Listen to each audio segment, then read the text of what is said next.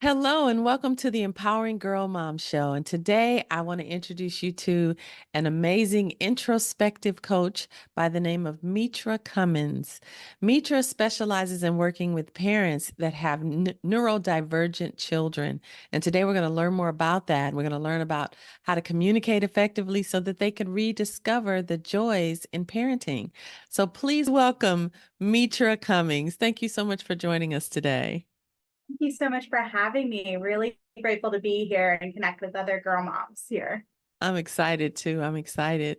So, neurodivergent children, let's talk about that. That word is being thrown around and I'm hearing it everywhere. I'm hearing the term neurodivergent. I'm hearing neurospicy. I'm hearing neuro everything. And all I'm thinking about is there's something happening with the brains of our children. And so let's talk about it. Can you help me understand what the term means and how it's impacting all of our kids these days?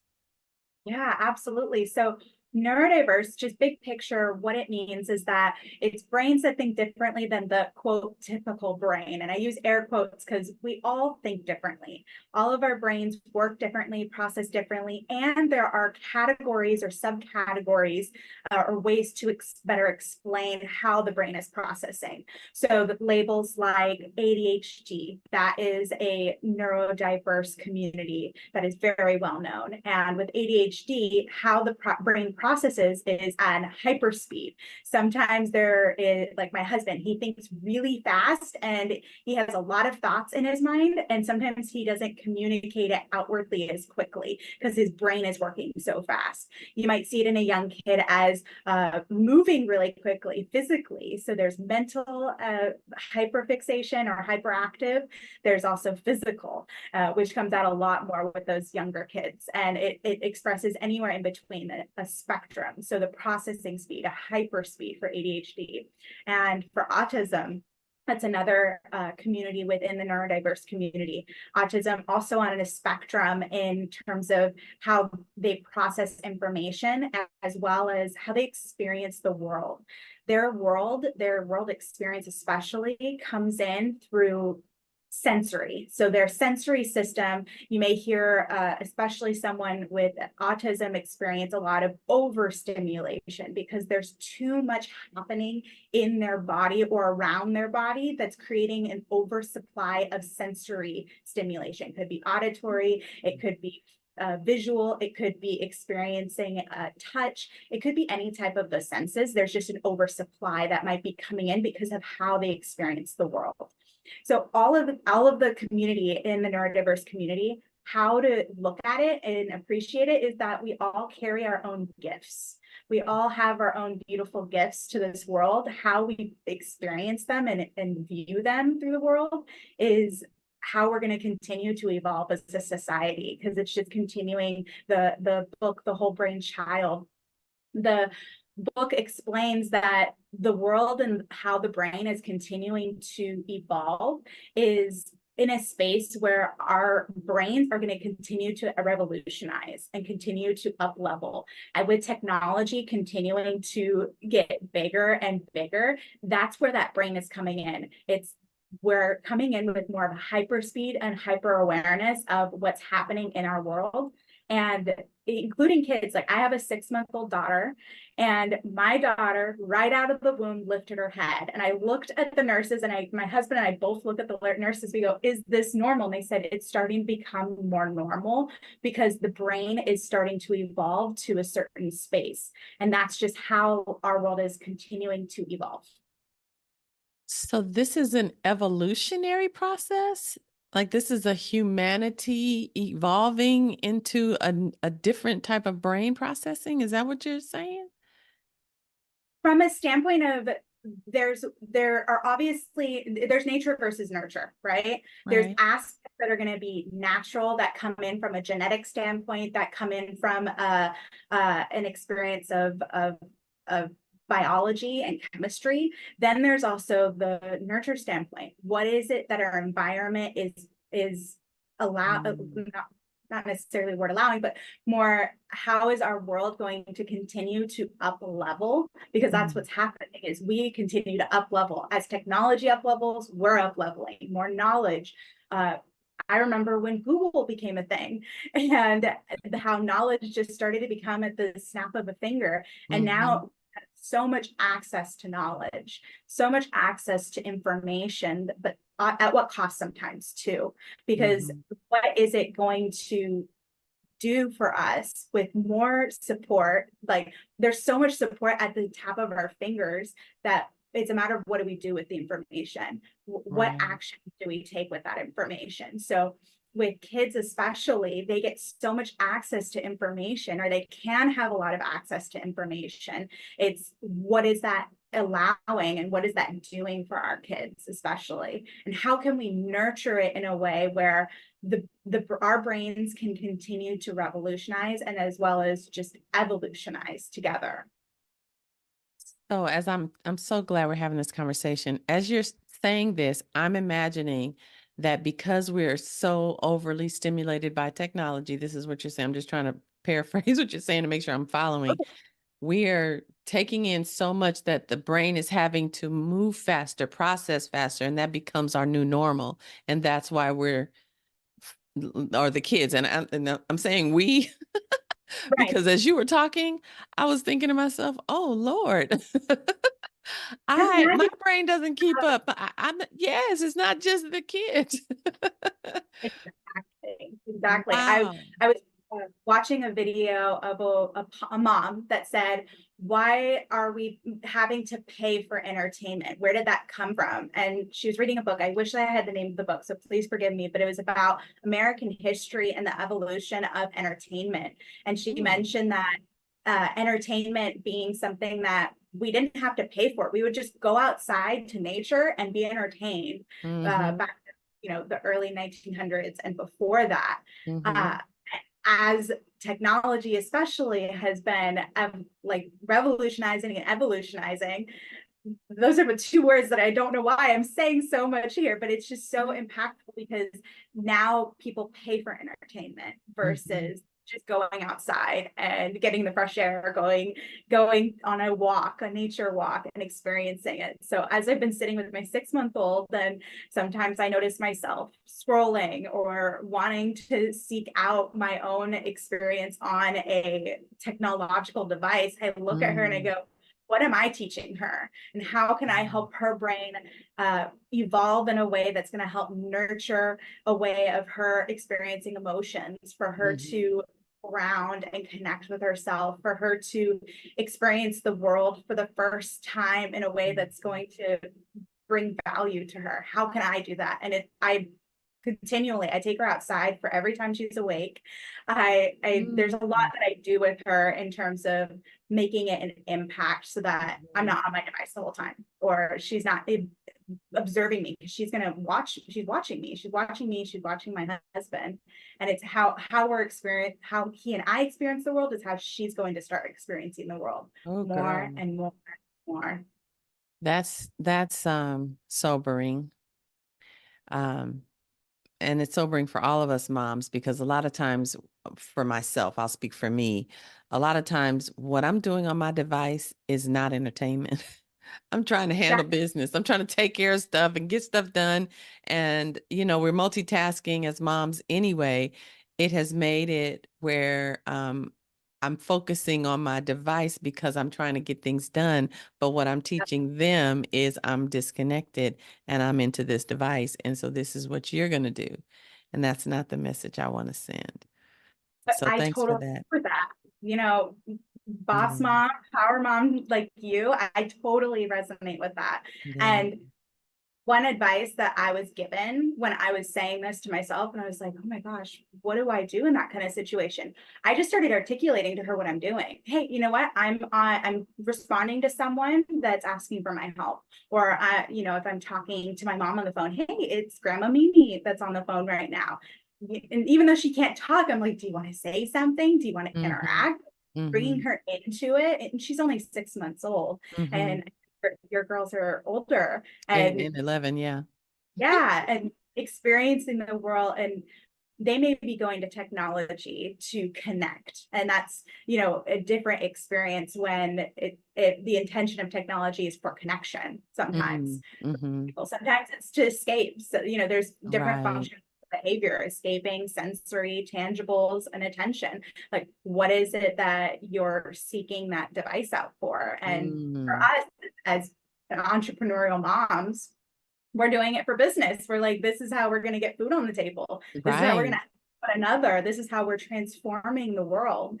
Yeah. And explain that to our girls. Like, hey, I'm helping the world transform. I'm here. I have a message. This is my purpose, because I know who I am. Mm-hmm. And I can appreciate, you know who you are. I can Mm-hmm. tell from everything I've heard from you.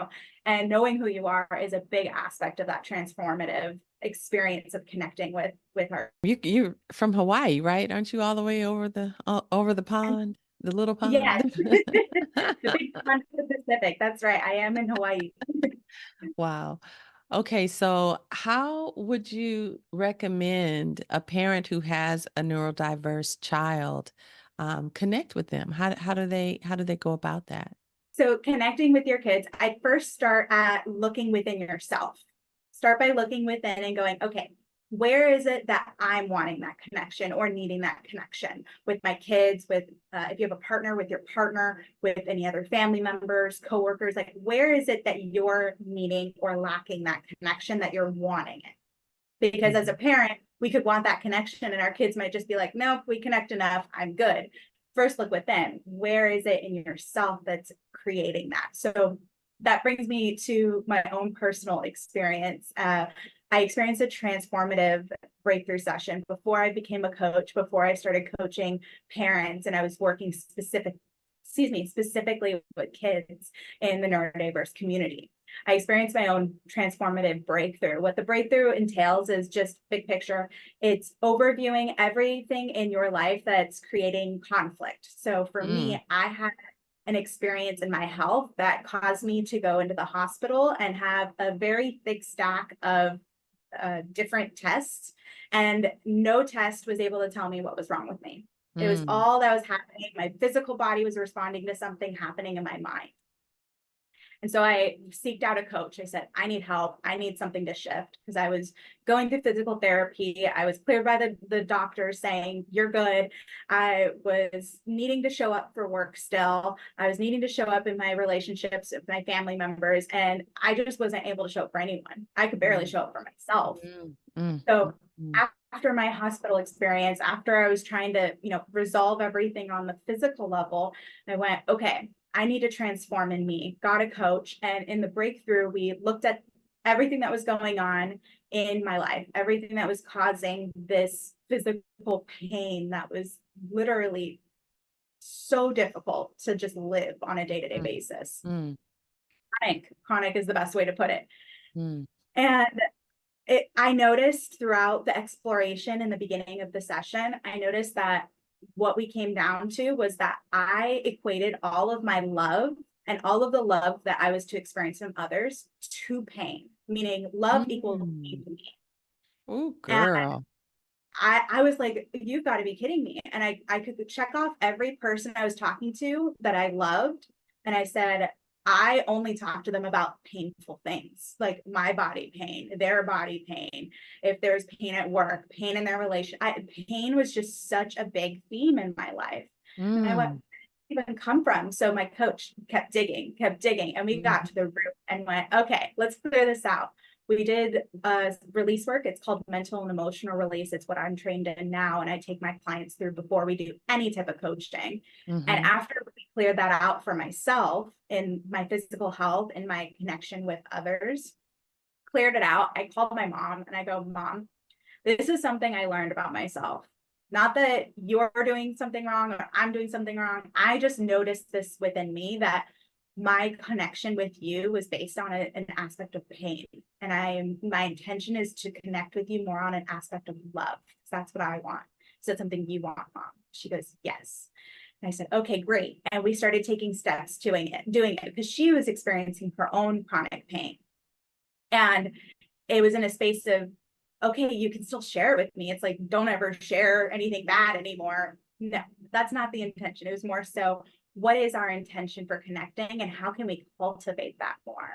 And Mm. that's how I was able to show up not only as a daughter, but now as a mom too. Yes. My intention with connecting with her. Is it from a space of pain or is it a space of love? And now that I've let go of that pain, it's all love. And that's the only way that I show up now. Wow. You said a mouthful.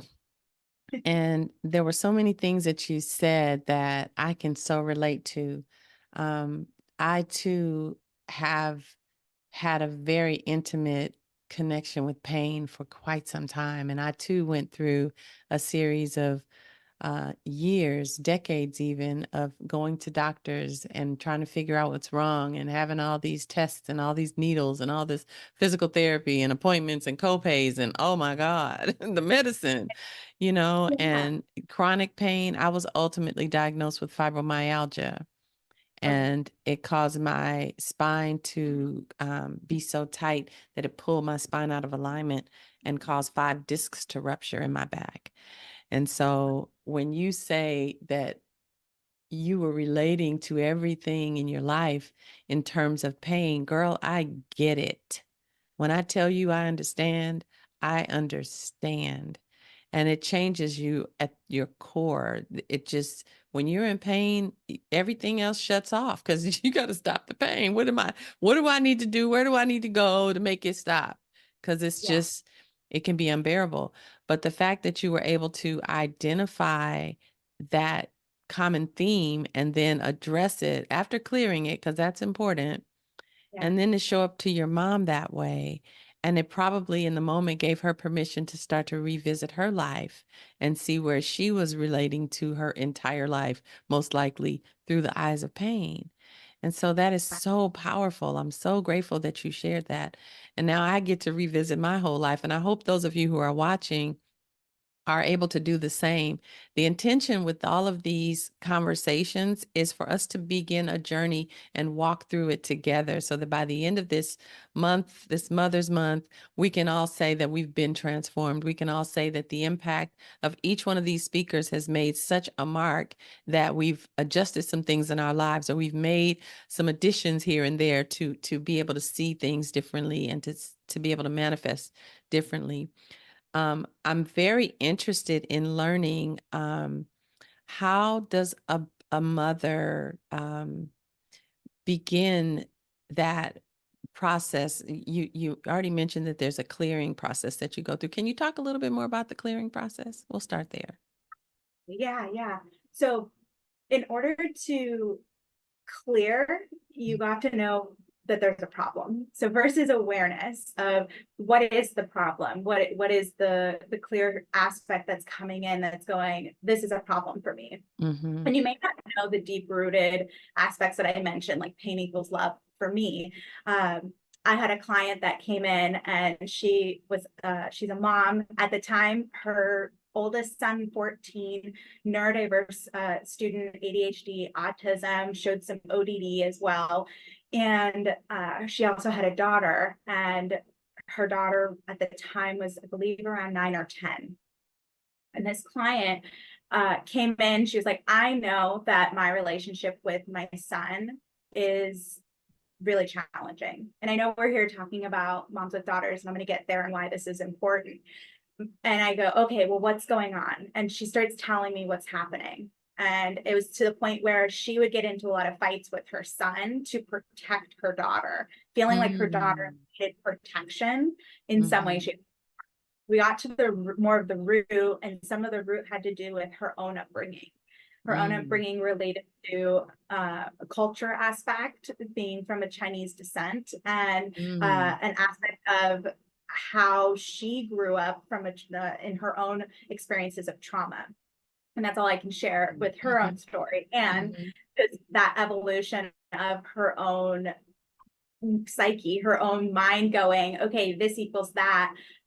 In her mind, she went, my daughter is me, and I didn't get the protection I needed. So I'm going to parent her like I want it and I need it, Ooh. and protect her from her son. And it led me to a lot of great questions. One of the biggest ones was, what's causing you to believe that your daughter needs that protection? Like, how do Oh. you know she really needs that protection? Have you even asked her, like, how does your daughter feel in those circumstances? Is Mm. your daughter feeling empowered to be independent, to speak her own voice, or are you speaking for her? And she was like, oh my gosh, I'm not giving my daughter the opportunity to cultivate her own voice and Mm. confidence in her relationships. And I said, Mama, I feel you. I feel you. I get it. Because we initially, how we decide how we're going to parent, we look at, okay, this is what I like from my parents. This is what I didn't like from my parents. Mhm, That's mhm. then we go, I don't want to do that. I want to do this because this is how I wanted to be raised. And we pull from media, we pull from movies, we pull from relationships that we just saw when we were growing up that we went, oh, I want that too. And that's how we start parenting, is from those situations and from those Mm. experiences. But imagine if you had any type of traumatic experience as a kid, that you're going to have that filter over Yeah, rose-colored glasses is the best way for me to, right. then that's how you're parenting. You're parenting through your trauma versus letting your trauma go, meaning you're not going, okay, the trauma is gone. I never experienced it. It's, I went through that experience and this is how I came out of that experience. This is what Mhm, I was able to learn and gain from my own upbringing. And this is how I want to cultivate that confidence or independence. For my example with my client, her daughter, she mhm, wanted to that confidence, but she didn't really have the ability to, because she was thinking that her daughter needed protection. Second, we let that go. There were many opportunities for her to cultivate conversations to connect with her daughter, as well as go, okay, this is how I can help my daughter build her confidence. This is what she wants to be mm, doing, versus basically mind reading what we think we know when we don't really know.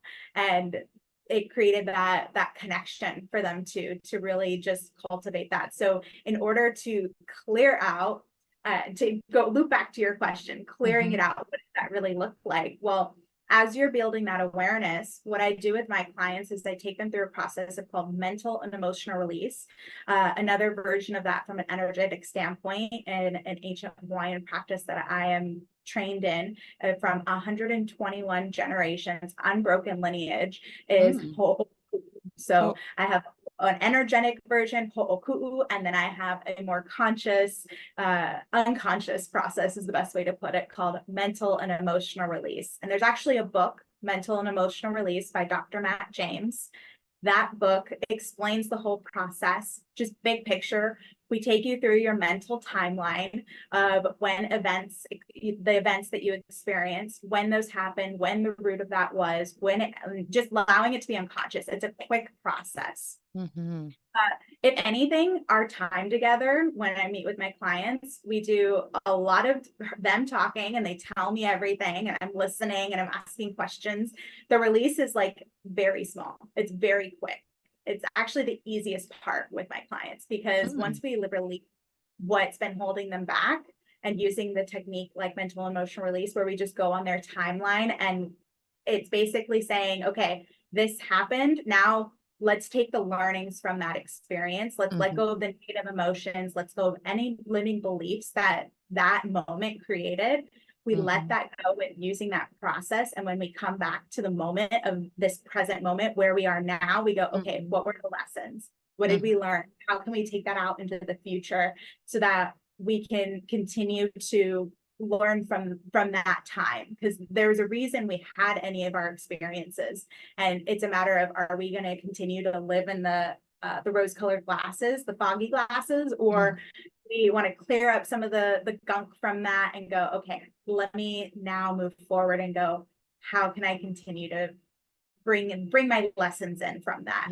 What yes, is it that yes, I can continue to bring in? Because everything that we have is a lesson. All any baggage, and I use the word baggage as just anything that might be stuck energy or a negative emotion, an overcharged emotion, or a limiting belief, any type of baggage that comes up, it is a beautiful lesson. In the moment, it sucks. mhm, And we're like, right? I don't want this right now. And it's like, okay, this is here for a reason. What's that reason? And it's telling Mm, us to pay attention to something. There's mm, something for me to pay attention to right now. mhm.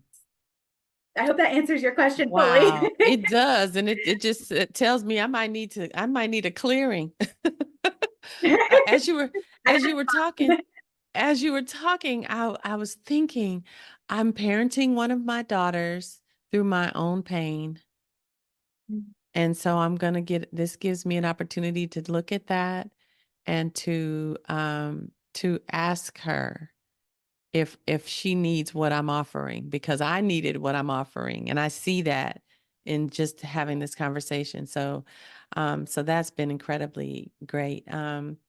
So I'm excited. I can't wait to hear more, learn more from you. I'm glad we've made this connection. So for the ladies who are watching, we talked about offering them a special gift. What would you like to offer to our community? Yes, I have a free 6-step guide to effectively communicate with your neurodiverse kids. So if you're like, I don't have a neurodiverse kid, but I have a kid and I want to better communicate with them, this is still a great resource for you. Wonderful. Thank you so much for that. We're going to include that in the link so that you guys can have access to it. And then how can we find you for the ladies who want to stalk you and get you to help them undo whatever's been done? How can we find you? You can, on my website is myintrospectivesolution.com. That's also my handle on Facebook and Instagram for my company. And then you can find me through those on my personal page as well. So feel free to connect with me in that way, Mitra Cummins or Introspective Solutions. Thank you so much, Mitra, for such a good conversation. I'm intrigued and I'm excited that we had this talk, and I look forward to going deeper with you. So thank you so much for taking the time to pour into the ladies in the Empowering Girl Mom show. Thank you so much. Appreciate your time too. Absolutely. You be blessed. And so those of you who want to go further with Mitra, please do reach out to her at her website. Make sure you download the link so that you can get her free gift. And I look forward to seeing you guys on the next episode of the Empowering Girl Mom Show. Make sure you like and share this. If you have any questions for Mitra, put them in the comments. We are going to be hosting a roundtable closer to the end of the month so that our speakers can connect with you personally. So if you have questions for her, make sure you leave them in the comments and we'll invite her back. All right. Thanks so much. I appreciate you joining me, and we'll see you on the next episode. Take good care. I'm